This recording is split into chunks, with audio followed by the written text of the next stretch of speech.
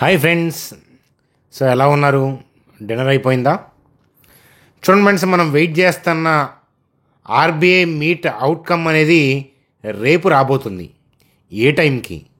So RBI మీట్కి ముందు ఎలాంటి action stack మార్కెట్లో జరుగుతుంది, మనం ఎలాంటి జాగ్రత్తలు తీసుకోవాలి, అలాగే మీట్ అవుట్కమ్లో రేట్ కట్ ఉంటుందా లేదా, సో మార్కెట్ని ఎలా ఐడెంటిఫై చేయాలి, ఆ విషయాల గురించి ఈ వీడియోలో డిస్కస్ చేద్దాం. సో టీసీఎస్ని వదలొద్దు భయ్యా, ఖచ్చితంగా టీసీఎస్ని స్టడీ చేయాల్సిన లెవెల్స్ కాబట్టి దానికి సంబంధించిన ఇన్ఫర్మేషన్ ఈ వీడియోలో డిస్కస్ చేద్దాం. టాటా మోటార్స్కి సంబంధించిన ఇన్ఫర్మేషన్, జియోఫిన్, అలాగే రైల్టెల్కి సంబంధించిన న్యూస్ ఇన్ఫర్మేషన్, Q1లో భాగంగా ఎస్కార్ట్స్ యొక్క earnings, KPI green earnings discuss చేద్దాం. ఇండస్ఐండ్ బ్యాంక్ సంబంధించిన టార్గెట్ అప్డేటు, న్యూస్ అప్డేట్ ఉంది, ఇత్యాది విషయాలు డిస్కస్ చేస్తూ సింపుల్గా వీడియోని క్లోజ్ చేద్దాం. చూడండి సార్, వీడియోలోకి వెళ్ళే ముందు ఒక్కసారి మన ఛానల్ వీడియోని లైక్ చేయండి. అలాగే కొత్త వాళ్ళైతే కనుక సబ్స్క్రైబ్ చేసి ప్రయాణం కొనసాగించండి అని చెప్పి చూడండి సార్, ముందుగా నిఫ్టీ యొక్క చార్ట్ అనాలిసిస్ చూద్దాం. చూసే ముందు రేపు ఆర్బీఐ మీట్ ఉంది కదా, సో మనకి ఆ మీట్లో మరి రేట్ కట్ ఉంటుందా లేదా అని అంటే నా అంచనా ప్రకారం అయితే possibility of rate cut. So rate cut అంటే ఇన్ఫ్లేషన్ డేటాను బేస్ చేసుకొని, అలాగే ఫెస్టివ్ డిమాండ్ ఉంది, సో వీటన్నిటిని బేస్ చేసుకొని రేట్ కట్ చేస్తారనుకుంటున్నాను. ఎందుకనంటే మా Q1 కాస్త ఎర్నింగ్లో ఫ్లా ఉంది కదా, డేటా అంతా సపోర్ట్ చేసినా కూడా ఎర్నింగ్లో మనకు స్లైట్ డీవియేషన్ అనేది కనిపించింది. కాబట్టి ఫర్దర్గా రేట్ కట్ చేస్తారని నేను అనుకుంటున్నాను. ఒకవేళ రేట్ కట్ చేయకపోతే మార్కెట్ యొక్క పరిస్థితి ఎలా ఉంటుందో చార్ట్లో చూద్దాం. రేట్ కట్ చేస్తే ఏంటి అనేది చార్ట్లో చూద్దాం. రేపు 10కి అయితే కనుక ఈ అవుట్కమ్ అనేది వచ్చేస్తుంది. అలాగే హాకిష్ కామెంట్స్ చేశారనుకోండి, ఏదన్నా ఇన్ఫ్లేషన్ మీద కానీ, గ్లోబల్ అన్సర్టినిటీ, ఇప్పుడు ట్రంప్ టారిఫ్ ఇట్లాంటి వాటి మీద కానీ ఏదైనా మన జీడిపి మీద ఎఫెక్ట్ చేసి నెగిటివ్గా ఇంపాక్ట్ చేస్తాయి అని బాగా నెగిటివ్గా ఏదైనా మాట్లాడారు, హాకిష్ కామెంట్స్ చేశారు అని అంటే అప్పుడు మార్కెట్లో ఏంటంటే ఇబ్బందులు పడాలి. సో డోవిష్ కామెంట్స్ చేస్తే కనుక మార్కెట్కి డోకా లేదు. ఆల్రెడీ ఏంటంటే మార్కెట్ ఏంటంటే బోటమింగ్ ఆ ప్రాసెస్లోనే ఉంది. సో మనకి ఒకవేళ మానిటరీ పాలసీ కమిటీ వాళ్ళు ఏదన్నా మనకి సడన్ షాక్ ఇస్తే తప్ప ఇన్ జనరల్గా మార్కెట్ అనేది కిందకి వెళ్ళదు. సో ఒకసారి చార్ట్లోకి వెళ్దాం పదండి. చూడండి సార్, ఎప్పుడు కూడా మార్కెట్ యొక్క ట్రెండ్ని చేంజ్ చేసే అంశాలుగా మనం చెప్పాము. జీడిపి నెంబర్స్లో బాగా డీవియేషన్ ఉన్నా, ఏదైనా పాజిటివ్ నెగిటివ్, ఇన్ఫ్లేషన్ డేటా కూడా బాగా డీవియేషన్ ఉన్న, పాజిటివ్ అయినా నెగిటివ్ అయినా, అలాగే అంటే ఆర్బీఐ మీట్ అవుట్కమ్ అంటే ఈ వడ్డీ రేట్లు కోత, లేకపోతే పాజు, రేట్ హైకు, ఇట్లాంటి విషయాలు, ఫెడ్ మీట్లు, బిజినెస్ అంటే కంపెనీస్ యొక్క ఎర్నింగ్స్, ఫైనాన్స్ మినిస్టర్ ఇచ్చే షాక్లు, సర్ప్రైజ్లు, ఇట్లాంటివి మార్కెట్ని ఇంపాక్ట్ చేస్తాయి. ఒకసారి మన స్క్రీన్ మీద నిఫ్టీ యొక్క చార్ట్ చూస్తున్నాము. చూడమని సార్, క్లియర్గా బాటమ్డ్ అవుట్, అందులో డౌటే లేదు. సో మనం ఆల్రెడీ ఏంటంటే నిన్ననే మనం చెప్పుకున్నాము, లాస్ట్ సండే వీడియోలోనే మీకు చెప్పాము, అంటే మార్కెట్ బాటమ్ అవుట్ ఆ పాయింట్ ఆఫ్ వ్యూలోనే ఉంటుంది అనే పాయింట్ ఆఫ్ వ్యూలో చెప్పాం. సో నిన్న ర్యాలీ వచ్చింది. సో అట్లాగే మార్నింగ్ కూడా మిమ్మల్ని 24,660 కింద అబ్జర్వ్ చేయమన్నాను. సో టెలిగ్రామ్ గ్రూప్లో పోస్ట్ పెట్టాను. సో మీలో ఎంతమంది అలాంటి అప్డేట్స్ చూస్తున్నారు? ఎందుకంటే లెర్నింగ్కి బాగా పనికొస్తాయి అన్నమాట. 6 months కనుక మీరు అబ్జర్వ్ చేశారనుకోండి, సో లెర్నింగ్ బాగా పనికొస్తాయి. సో నిన్న ఫుల్ గ్రీన్ క్యాండిల్ అని మాడుకున్నాం కదా, చూశారు కదా, నిన్న ఫుల్ గ్రీన్ క్యాండిల్ పడింది కదా. సో అలాగే ఏంటంటే బయర్ యాక్టివేట్ అయ్యాడు. సో మనకి చూడండి, ఈ గ్రీన్ క్యాండిల్ సగం కన్నా కింద బయింగ్ జరుగుతుందనే పాయింట్ ఆఫ్ వ్యూ అనుకున్నాం. ఆ గ్రీన్ క్యాండిల్ సగం కన్నా కింద బయింగ్ అనేది జరిగింది. చూశారు కదా, టేలు షార్ప్గా ఉంది అంటే లోయర్ లెవెల్లో బయర్ స్ట్రాంగ్గా ఉన్నాడని అర్థం కదా. సో ఈ గ్రీన్ క్యాండిల్ సగం కన్నా కింద బయర్ ఉంటాడని మనం ఊహించిందే. చూడండి ఫ్రెండ్స్, ఎప్పుడైనా గుర్తుపెట్టుకోండి, నేను మీకు లాస్ట్ 3-4 డేస్గా చెప్తుంది కూడా అదే. ఏమని, మార్కెట్ బాటమ్డ్ అవుట్ ఆ పాయింట్ ఆఫ్ వ్యూలో ఉన్నప్పుడు ఏంటంటే హెవీ వోల్టాలిటీ ఉంటుంది. నిన్న కూడా ఈ ఓడింగ్ విన్నారు, ఏంటది, మార్కెట్ బాటమ్డ్ అవుట్ ఆ ప్రాసెస్లో ఉన్నప్పుడు హెవీ వోల్టాలిటీ ఉంటుంది, up and down, up and down, up and down. అలాగే కపుల్ ఆఫ్ ట్రేడింగ్ సెషన్స్ అలాగే ఉంటుందని కూడా మనం డిస్కస్ చేసుకున్నాం. కానీ వోల్టాలిటీ ఉన్న ప్రతిసారి బాటమ్ అవుతుందని కాదు, కానీ బాటమ్ అవుట్ అయ్యే ప్రతిసారి వోల్టాలిటీ అనేది ఖచ్చితంగా ఉంటుంది. ఎందుకనంటే అప్పటిదాకా నడుస్తున్న డౌన్ ట్రెండ్ ఏదైతే ఉందో దాని నుంచి సడన్గా రివర్స్ చేయాలంటే చూడండి ఫ్రెండ్స్, మనం ఒక లాట్ సెల్ చేసి మార్కెట్ రివర్స్ అవుతున్నప్పుడు ఆ సెల్ చేసిన దాన్ని కవర్ చేసి ఫ్రెష్గా బై చేయాలంటేనే ఒకలాంటికే మనం ఇబ్బంది పడతాం. అట్లాంటిది సో ఇనిషియేషన్స్ ఏంటంటే చూడండి, ఇట్లా ఫ్లో చూడండి, ఒక 10,000 క్వాంటిటీ 10,000 క్వాంటిటీ ఇలా ఒక 20,000 క్వాంటిటీ సేల్ చేసుకుంటూ వచ్చారనుకోండి. టీసీఎస్ ఎర్నింగ్స్లో డీవియేషన్ ఉన్న దగ్గర నుంచి ఆ Q1 అప్డేట్స్ అన్నీ కూడా మనకి డీవియేషన్ ఉన్నాయి కాబట్టి డౌన్ ట్రెండే కొనసాగింది కదా.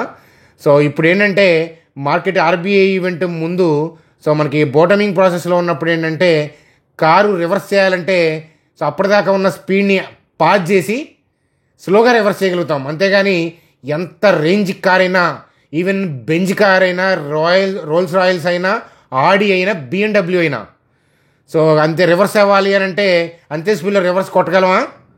మీరు 100 కోట్లు పెట్టినా కారు కొనండి, సో పాజ్ అయ్యి మాత్రమే స్లోగా టర్న్ చేయగలుగుతాం. అంతేగాని ఆ స్పీడ్లో కొడితే ఏంటంటే పల్టీ కొడుతుంది. సేమ్ థింగ్ ఏంటంటే సిమిలర్గా ఇనిషియేషన్స్ ఏంటంటే ఇక్కడ సపోజ్ ఒక 10,000 క్వాంటిటీ మొత్తం ఒక 20,000 క్వాంటిటీ సెల్ చేసి వాళ్ళు డెసిషన్ ఏదో మార్చుకొని మళ్ళీ పైకి వెళ్ళాలన్నప్పుడు సడన్గా పైకి వెళ్ళిపోయింది అనుకోండి. సో వాళ్ళు సెల్ చేసిందేమో 10,000 క్వాంటిటీ, సో ఆ 10,000 క్వాంటిటీని కవర్ చేయకుండా సడన్గా మళ్ళీ పైకి వెళ్ళిపోయారనుకోండి, సో నష్టపోయేది వాళ్ళే. ఎందుకనంటే ఇలా సెల్ చేసుకుంటూ వచ్చారు కదా, వాళ్ళు బై చేసే లోపే కవర్ చేసే లోపే మార్కెట్ దూసుకుంటా పైకి వెళ్ళిపోయింది అనుకోండి, వాళ్ళు ఆ కవరింగ్ అనేది పూర్తిగా చేయలేరు కదా. సో 100 ఎకరాలు అమ్మి 100 ఎకరాలు కొనాలి, 100 ఎకరాలు కొని 100 ఎకరాలు అమ్మాలి అని అంటే సో ఒక రోజులో అయ్యే పని కాదు అది. 1 ఎకరం 2 ఎకరాలు కొని అమ్మటం అంటారా, అది జరిగిపోద్ది. సో మనలాగా రీటైల్ పీపుల్ లాగా. కానీ initiations activity bulk chunk of money ఉంటుంది కాబట్టి వాళ్ళ దగ్గర సో ఆర్డర్స్ ఏంటంటే దారగా పోస్తారు. అందుకని మిమ్మల్ని డైరెక్షన్ చూడమనేది కదా. సో ఆ డైరెక్షన్ అది రివర్స్ అయ్యేటప్పుడు అందుకని హెవీ వోల్టాలిటీ ఉంటుంది. ఎందుకనంటే వాళ్ళు రివర్స్ చేసినప్పుడు ఏంటంటే లోయర్ లెవెల్లో ఎక్కడైతే బాటమింగ్ అవుట్ ఏరియా ఏదైతే ఉందో ఆ ఏరియాలోనే హైయెస్ట్ బై ఆర్డర్స్ ప్లేస్ చేయడానికి ట్రై చేస్తారు. అందుకని ఏంటంటే లెగుస్తున్నప్పుడల్లా పైకి నరుగుతూ ఉంటారు, మళ్ళీ కింద పడుతున్నప్పుడు ఏంటంటే లోయర్ లెవెల్లో హెవీగా బై చేస్తారు, డంప్ చేస్తారు. అది క్లవర్గా. అంతేగాని దడేలని దూక్కుంటారు రీటైల్ పీపుల్ లాగా. అది దాటి క్లోజ్ అయితే సో దీని ఎబవ్ రావాలి, దాని ఎబవ్ను పొడుకుంటే మార్కెట్ నేను పైకి వెళ్తాను, ఇట్లాంటి కైండ్ ఆఫ్ లాజిక్స్ నేను ఇనీషియల్ డేస్లో ఆలోచించేవాడిని. సపోర్ట్ అని, రెసిస్టెన్స్ అని, మూవింగ్ యావరేజ్ అని, ఇంకా ఇండికేటర్స్ అని ఇట్లాంటివి. కానీ చాలా క్లవర్గా ప్లే చేయాలి. ఒక లాట్ సెల్ కొట్టి మార్కెట్ రివర్స్ అవుతున్నప్పుడు మనం దాన్ని కవర్ చేసి మళ్ళీ ఫ్రెష్గా బై చేయాలంటే మనకే ఇబ్బంది అవుద్దే.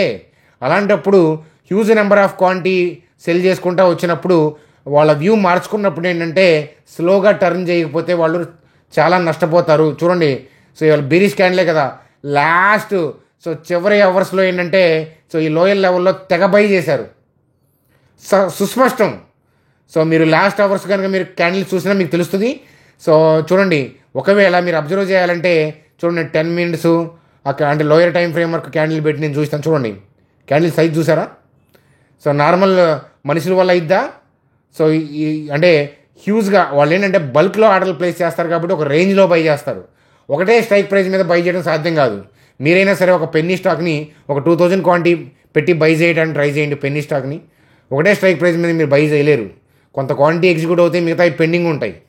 మీరు అగ్రెసివ్గా బై చేయాలంటే ప్రైస్ పెంచుకుంటూ వెళ్ళాలి. అందుకని దానివల్లే మార్కెట్లో ర్యాలీస్ వస్తాయి. చూడండి rally, so short covering, so rally, so చూడండి ఆ అడుగులు చూసారా.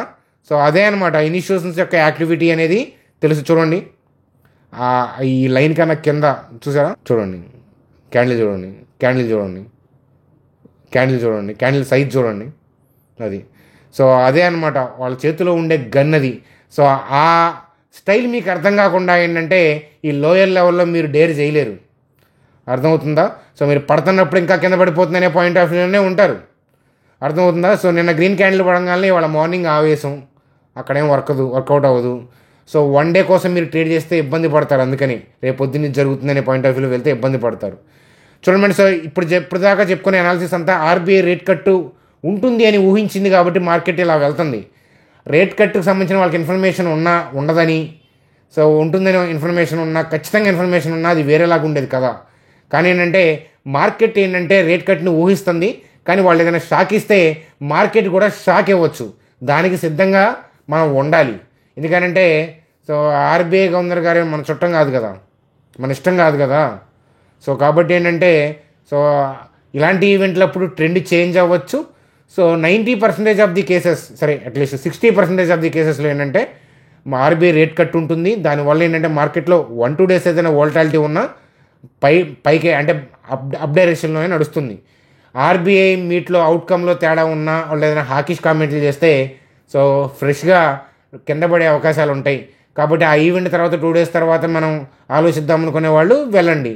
సో లేదు ఆలోచించే వాళ్ళు ఏంటంటే ఆలోచించండి. ఆప్షన్స్ ప్రీమియమ్స్ అయితే హెవీగా ఉంటాయి, ఎక్కువ పెట్టుకుంటారు. ఆప్షన్స్ ప్రీమియమ్స్ ఉండటం వల్లే మీకు అవుట్కమ్ ఎలా ఉన్నా కూడా సో ఏంటంటే వోల్టాలిటీ హెవీగా ఉంటుంది. ఆర్బీఐ మీట్ అవుట్కమ్ వచ్చిన తర్వాత ఆప్షన్స్ ప్రీమియమ్స్ అంతా మెల్ట్ చేస్తారు, పైకి కిందకి మూవ్ చేసి అక్కడే పెడతారు. సో అందువల్ల చాలా జాగ్రత్తగా ఉండాలి రీటైల్ పీపుల్. సో చూడండి ఫ్రెండ్స్, ఇప్పటిదాకా చెప్పిందంటే నా వ్యక్తిగతమైన అభిప్రాయం. మీ ఫైనాన్షియల్ అడ్వైజర్ని కలిసి మాత్రమే డెసిషన్స్ ఏమైనా కానీ తీసుకోండి. వీడియోలో ఏమైనా కూడా నాలెడ్జ్ షేరింగ్ పాయింట్ ఆఫ్ వ్యూలో డిస్కస్ చేస్తాను, అదనమాట. సో నాకున్న పరిధి, నాకున్న మితమైన నాలెడ్జ్లో ఏంటంటే నేను మార్కెట్ని ఊహిస్తుంది ఇది. So I may be wrong, I might be right also. So ఏంటంటే ఇక్కడ థింగ్ ఏంటంటే market is superior to us. అది నాకున్న పాస్ట్ ఎక్స్పీరియన్స్ మీద, పాస్ట్ అనుభవాల మీద బేస్ చేసుకొని చెప్తున్నాను.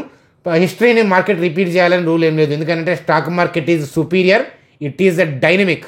చూడండి, ఇక్కడ దాకా మనం చెప్పిన వీడియో నచ్చితే కనుక లైక్ చేయండి. ఫర్దర్గా వీడియో కంటిన్యూ చేసే ముందు మీలో ఎవరికైనా డీమ్యాట్ అకౌంట్ లేకపోతే ఇక్కడ జెరోదా లింక్ ప్లేస్ చేశాను. జస్ట్ మీరు మొబైల్ నెంబర్ ఎంటర్ చేసి ఓటీపీ ఎంటర్ చేసి డీటెయిల్స్ ఇస్తే 10 minutesలో అకౌంట్ ఓపెన్ అవుతుంది. అకౌంట్ ప్రాసెస్ అంతా అయిపోతుంది. అకౌంట్ ఓపెన్ చేసిన తర్వాత మీరు క్రియేట్ చేసిన ఐడిని మా టీం నెంబర్కి పంపించండి. వాళ్ళకి సంబంధించి ఏదన్నా అంటే వాళ్ళు ఏదైనా ఇన్ఫర్మేషన్ పాస్ చేస్తుంటే మీకు ఇన్ఫార్మ్ చేయడానికి ఉంటుంది అని చెప్తాను. మీరు చేయాల్సిందల్లా మన లింక్ ద్వారా అకౌంట్ ఓపెన్ చేసి ఐడి పంపించండి. పర్ ట్రేడ్ 20 రూపీస్ మాత్రమే ఛార్జ్ చేస్తున్నారు. Discounted broker. యాప్ అనేది మీకు నచ్చుతుంది. సో జెరోదా యాప్ మీకు నచ్చుతుంది, బిగినర్ ఫ్రెండ్లీగా ఉంటుంది. మీకు ఒకసారి నచ్చితే మీకు అంత ఈజీగా అదర్ ప్లాట్ఫామ్ నచ్చదు. జెరోదా యాప్ అంత బాగుంటుంది, అదనమాట. చూడండి, ఎస్కార్స్ కుబోటా డేటాని మనం చాలాసార్లు చెప్పాము. ఇక్కడ Q1 అప్డేట్ చూడండి. సో ప్యాట్ మంచి గ్రోత్ కనపరిచారు. అలాగే రెవెన్యూ ఏంటంటే రెవెన్యూ ఫ్లాట్ ఉందని చెప్పచ్చు, ఆల్మోస్ట్ స్లైడ్గా డల్ ఉంది. మార్జిన్ స్లైడ్గా ఇంప్రూవ్ అయింది. సో చూడండి, అలాగే exceptional profit after tax of 75 crore in Q1 అని చెప్తున్నారు. సో అది ఎక్సెప్షనల్గా మనం అది చూడాలన్నమాట. ప్రతి క్వార్టర్లో వచ్చేది కాదు, ఎక్సెప్షనల్ ప్యాడ్గా మనం చూడాలన్నమాట. ఎస్కార్స్ కుబోటాకు సంబంధించిన అప్డేట్ చూడండి. అలాగే టాటా మోటార్స్కి సంబంధించి పిబి బాలాజీ అంట తనని సీఈఓగా జాగ్వార్ ల్యాండ్ రోవర్కి అపాయింట్ చేశారు, effective from November 17th. Tata మోటార్స్కి సంబంధించిన న్యూస్ అప్డేట్ చూడండి. అలాగే IndusInd బ్యాంక్ సంబంధించి వాళ్ళు ఏంటంటే రాజీవ్ ఆనంద్ని నెక్స్ట్ ఎండీ సీఈఓగా 3 yearsకి అనౌన్స్ చేశారనమాట. August 25th నుంచి స్టార్ట్ అవుతుందన్నమాట. ఈ అప్డేట్ తర్వాత జెఫ్రీస్ వాళ్ళు ఇంకా రిమైనింగ్ పాయింట్స్ అన్నీ కూడా అసెస్ చేసి బై అని చెప్పి టార్గెట్ ప్రైస్ని 920గా ఇచ్చారు. IndusInd బ్యాంక్ గురించి, డేటా గురించి చాలాసార్లు మనం గతంలో చెప్పాము. ఇష్యూ ఉన్నప్పుడు చాలాసార్లు మాట్లాడాను IndusInd బ్యాంక్. చూడండి, అలాగే రైల్టెల్కి సంబంధించి న్యూస్ ఇన్ఫర్మేషన్ 216 crore ఆర్డర్ వచ్చిందంట బీహార్ స్టేట్కి సంబంధించి, ఎలక్ట్రానిక్స్ సంబంధించి. చూడండి, అలాగే జియో బ్లాక్ రాక్ అంటే జియో ఏఎంసీ. సో ఎన్ఎఫ్ఓ తెలుసు కదా, ఎన్ఎఫ్ఓ లాంచ్ చేశారు. 5 ఇండెక్స్ ఫండ్స్ అనమాట. సో జియో అంటే వాళ్ళు జియో ఫినాన్స్ మంచి గ్రోత్ పాయింట్ ఆఫ్ వ్యూలో ఉంది కదా, చాలా వాటిలో ఎక్స్పాండ్ అవుతూ ఉన్నారు. మనం చూస్తున్నాం కదా ఎంత యాక్టివ్గా ఉన్నారు. అందుకే 200, 202, 210, 212 దగ్గర మనం ఈ ఇయర్ కరెక్షన్లో ఉన్నప్పుడు నిఫ్టీ సో డేటా మొత్తం ఎక్స్ప్లెయిన్ చేసి మిమ్మల్ని ఒకసారి చూడమని చెప్పాను. జియో ఫినాన్స్ మీ ఫైనాన్షియల్ అడ్వైజర్ కూడా కలవమని చెప్పాను, మీకు గుర్తుందో లేదో. అలాగే KPI గ్రీన్ యొక్క Q1 అప్డేట్ రెవెన్యూ 73% పెరిగింది, నెట్ ప్రాఫిట్ 57% పెరిగింది, మంచి రిజల్ట్స్ పోస్ట్ చేసి చూడండి. అలాగే ఏంజల్ వన్కి సంబంధించిన July business update. So client acquisition అనేది 17% పెరిగింది month point. Irani point of వ్యూలో 43% డిక్లైన్ ఉంది. సో ఇది మనం అబ్జర్వ్ చేయాలి. అలాగే number of orders up 7% month down 28.2% Irani point of వ్యూలో. సో అదనమాట, అప్ డౌన్ అవుతుంటాయి. చూడండి, ఆ బిజినెస్ పాయింట్ ఆఫ్ వ్యూలో ఓవరాల్గా వ్యూ చూడండి. ఇది జస్ట్ జూలై బిజినెస్ అప్డేట్ అంతే. చూడండి సార్, TCS గురించి చూసే ముందు సో పొరపాటున ఎవరైనా వీడియోని లైక్ చేయడం మర్చిపోతే లైక్ చేయండి. అలాగే సబ్స్క్రైబ్ కొత్త వాళ్ళు అయితే ఇప్పటికి ఆల్రెడీ చేసి ఉంటారని ఆశిస్తున్నాను. చూడండి సార్, ఇక్కడ TCS డేటా చాలాసార్లు చూపించాను. స్టాక్ ప్రైస్ టు ఎర్నింగ్ 22లో ఉంది. అంటే ఏంటంటే స్టాక్ 1 రూపీ ఎర్న్ చేస్తుంటే 22 మార్కెట్లో ప్రీమియం నడుస్తూ ఉంది. 22 PE అంటే టాటా కన్సల్టెన్సీ సర్వీసెస్ అంటే ఇలాంటి బ్రాండెడ్ ఐటీ కంపెనీ, నిఫ్టీలో దిగ్గజ IT company one of the. ఇట్లాంటివి ఏంటంటే 22 PEలో ట్రేడ్ అవుతుంది, చాలా అరుదుగా ఉంటుంది. కాబట్టి మీరు అబ్జర్వ్ చేయాలి. అలాగే మీరు స్టడీ చేయండి, ఒకసారి సేల్స్ డేటా నేను చూపిస్తున్నాను, 10 years డేటా చూడండి. అలాగే ఆపరేటింగ్ ప్రాఫిట్ 10 years చూడండి, ఆపరేటింగ్ మార్జిన్లో కన్సిస్టెన్సీ ఉంది చూడండి, నెట్ ప్రాఫిట్లో బాగున్నాయి. అలాగే రీసెంట్ ఇష్యూ అనేది టీసీఎస్ ఎంప్లాయీలకి నష్టం తప్ప టీసీఎస్కి ఏమి నష్టం కాదు. ఎందుకంటే మార్జిన్లు మంచిగా ఇంప్రూవ్ అయ్యి లాభాలు పడక ఇంకా మరింత లాభం చేకూరే అవకాశాలు ఉన్నాయి టీసీఎస్కి. కాబట్టి సో అలాగే నేను ఆ విషయం అనేది 2 days నుంచి చెప్తూ ఉన్నాను. సో అలాగే ఏంటంటే చార్ట్లో కూడా ఏంటంటే ఇన్స్టిట్యూషన్స్ ఎవరో ఏంటంటే బయర్ యాక్టివేట్ అయ్యాడు. సో చూడండి క్యాండిల్ అర్థమవుతుంది, అలా గ్రీన్ క్యాండిల్ పడంగానే బయర్ యాక్టివేట్ అయ్యాడు అనుకునేరు. సో ఆ కథలకి వేరే ఉంటుంది.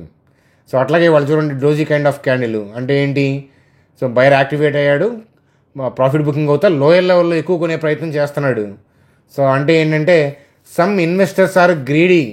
జేపీ మోర్గన్ స్టైల్లో ఎవరో మనకేం తెలియదు, ఒక బ్యాంకర్ ఆ స్టైలు అడుగు చూసారా పిడుగు.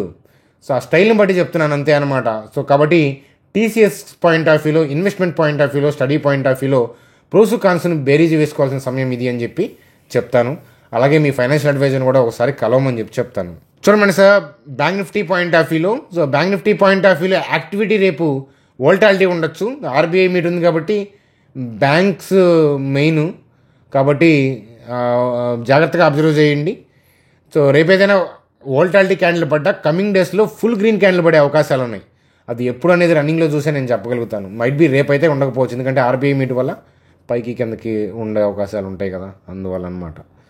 అది చూడండి సార్, మీట్ అవుట్కమ్ రాగానే అది పాజిటివ్ వచ్చినా మార్కెట్ ఎందుకని అప్పటిదాకా రైజ్ అయ్యి మళ్ళీ ఎందుకు పడింది, అలాగే డిప్ అయ్యి ఎందుకు పెరుగుతుంది, వోల్టాలిటీ ఎందుకు ఉంది అని అడగద్దు. ఎందుకంటే ఆర్డర్లు ప్రాపర్గా ఎగ్జిక్యూట్ అవ్వక సడన్గా ఎక్కువ మంది బై చేయాలనుకోవటం, దానికి తగ్గట్టుగా అందరూ ఒక సైడ్ ఉండటం, అవతల ఆర్డర్లు ఎగ్జిక్యూట్ అయ్యి రివర్స్ అవ్వటం, పైకి కిందకి బోల్తా కొట్టడం, ఇలా జరుగుతూ ఉంటుంది అనమాట.